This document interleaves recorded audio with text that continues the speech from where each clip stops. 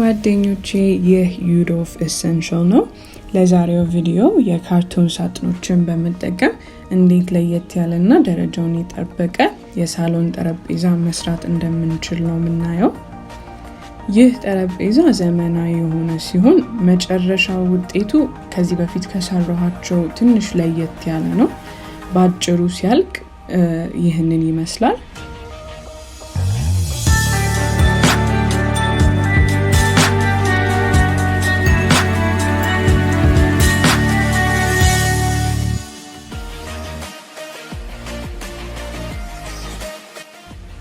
አሰራሩም በመጀመሪያ አንድ የካርቶን ሳጥን እናመጣና በውስጡ በኩል እንዲታየን ጠርዙን እንቆርጠዋለን።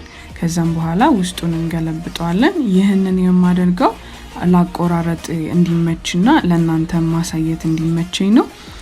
ይህንን ዲዛይን ለመምረጥ ያነሳሳኝ ከዚህ በፊት የተሰራ የግድግዳ ዲኮር ላይ የተጠቀምኩት ፎቶ ላይ ይህ ጠረጴዛ ነበርና በዚህ ቪዲዮ ደግሞ የራሴን ዲዛይን ተጠቅሜ እና አንዳንድ ነገሮችን አስተካክዬ ይህንን ጠረጴዛ እንዴት መስራት እንደሚቻል ነው ማሳያችሁ።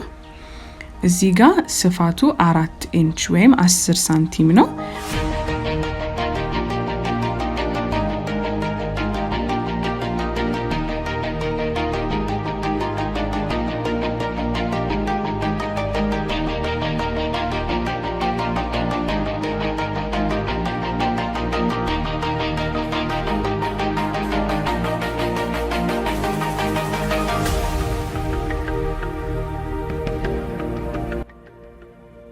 በስራስ ቅርጹን አውጥቼ ከጨረስኩኝ በኋላ ይህንን ይመስላል።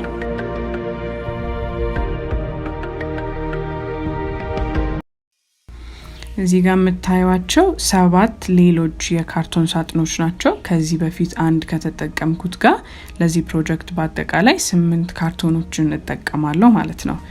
ከዚህ ቀደም መጀመሪያ ትሬስ ያረኩትን ቅርጽ 7ቱም ላይ በድጋሚ ቀርጸዋለሁ። ለቻናሌ አዲስ ከሆናችሁ ስለመጣችሁ በጣም ደስ ብሎኛል። ሰብስክራይብ የሚለውን በመጫንና የደወሉን ምልክት በመንካት አዳዲስ ቪዲዮዎች ሲወጡ እንዳያመልጡ ማድረግ ይችላሉ።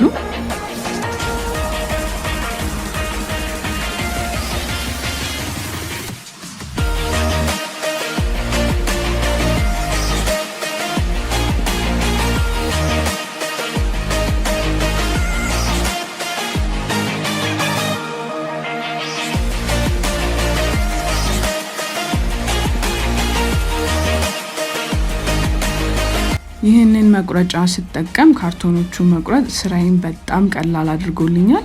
ለመግዛት ከፈለጋችሁ ሊንኩ ዲስክሪፕሽን ቦክስ ውስጥ አስቀምጬላችኋለሁ። ትንሽ ሊወደድ ይችላል ግን አሪፍ ኢንቨስትመንት ነው ብዬ አስባለሁ። ካርቶኖችን ብቻ ሳይሆን ጨርቃ ጨርቆችንም መቁረጥ ስለሚችል መቁረጥን በአጠቃላይ ቀላል ያደርገዋል ማለት ነው።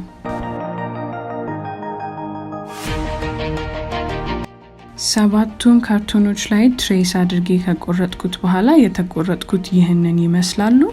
ከዛም እነዚህን 2 ቦታ ከፍላቸውና አንድ ባንድ ያደረኩኝ በላይ ያደረኩኝ አጣብቃቸዋለሁ ማለት ነው።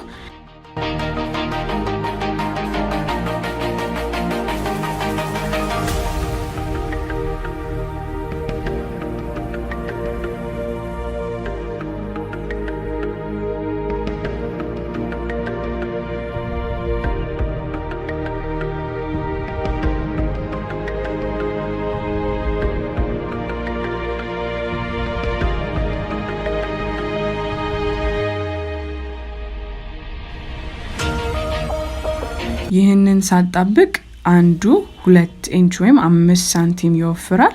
ከዛም በኋላ ለጥንካሬም ሆነ እንዳይወላውል ለማድረግ ይጠቅመናል ማለት ነው። ከዛ በመሃላቸው ደግሞ ሌላ ካርቶን መለጠፍ ስላለብኝ ማስገባት ስላለብኝ ለካና ለቁመቱ እንዲመቸኝ 2 ካርቶኖችን አያይዝና ከዛም በኋላ መሃል ላይ አስገባዋለሁ ማለት ነው።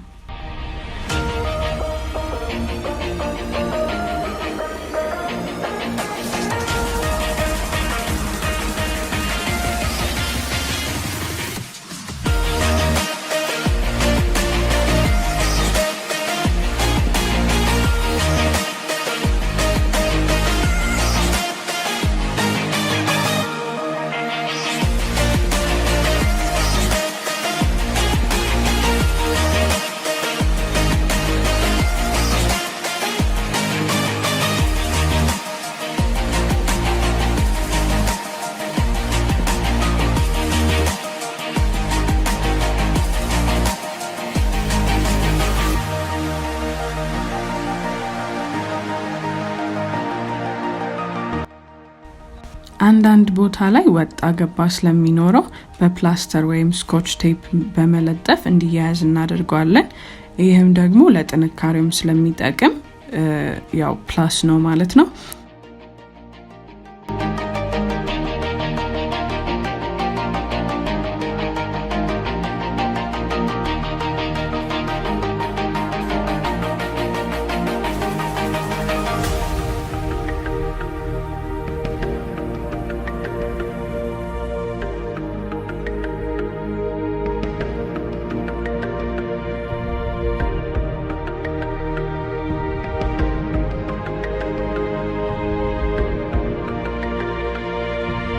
የታችኛውን አገናኝቼ ጨርሻለሁ።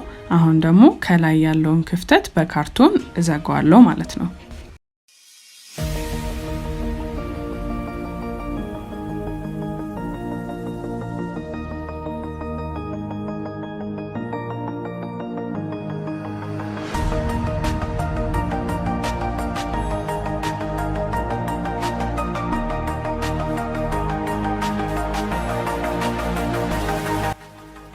የኔ ዲዛይን ከትክክለኛው ዲዛይን ትንሽ ለየት እንዲል ስለምፈልግ ይሄንን 1 ኢንች ወይም 2.5 ሳንቲም ፎም ተጠቅሜ ከቅርጾቹ ጋር ያይዛቸዋለሁ ማለት ነው።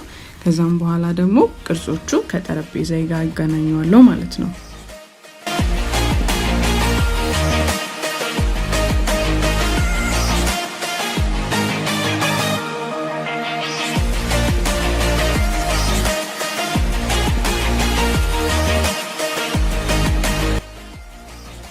ጆዋና ከተባለ የጨርቃ ጨርቅ መሸጫ ይሄንን ሲንቴቲክ የሆነ የቆዳ ጨርቅ አግኝቻለሁ። ከለሩ ያምራል እና ደግሞ መነሻ ፎቶዬ ላይ የነበረው ጠረጴዛም ጋር ስለሚመሳሰል ከለሩ የጠረጴዛውን ቅርጽ በጨርቁ ላይ አደርግና ከዛም በኋላ ቆርጣለሁ። ከመቁረጤ በፊት ግን 3 ኢንች ወይም ደግሞ 7.6 ሳንቲም እተውለታለሁ።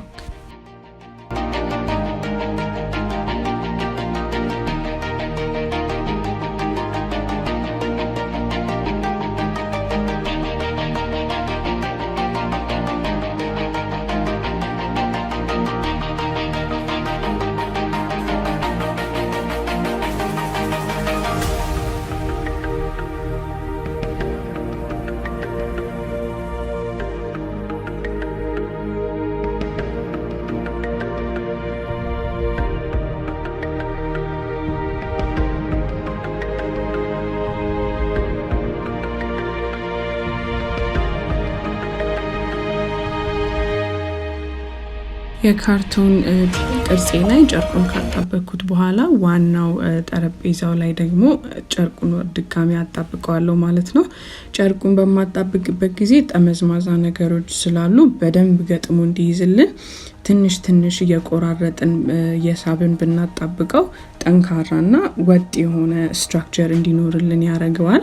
እዚህ ጋር ሆት ግሉ ጋን ወይም ደግሞ ማንኛውም አይነት ማጣበቂያ ማስቲሽም ሊሆን ይችላል በሱ በሁለቱም ጎኖች አጣብቀዋለሁ።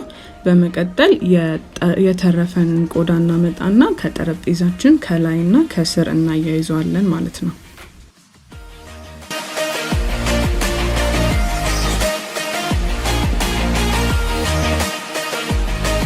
መጨረሻ ላይ በአንድ በኩል ሳየው ጽድት ያለ ሆኖ ነበር። በሌላኛው በኩል ግን ትንሽ ስለተዛነፈና ስለተበላሸ ይህንን ለመሸፈን አንዛባራቂ ጌጣጌጥ ተጠቀምና ጠርዙን ሸፍኗለሁ ማለት ነው። ተመሳሳይነት እንዲያገኝልኝ በአንዱ በኩል ብቻ ሳይሆን በሁለቱም በኩል በሚያንጸባርቀው ጌጤ ሸፍኗለሁ ማለት ነው።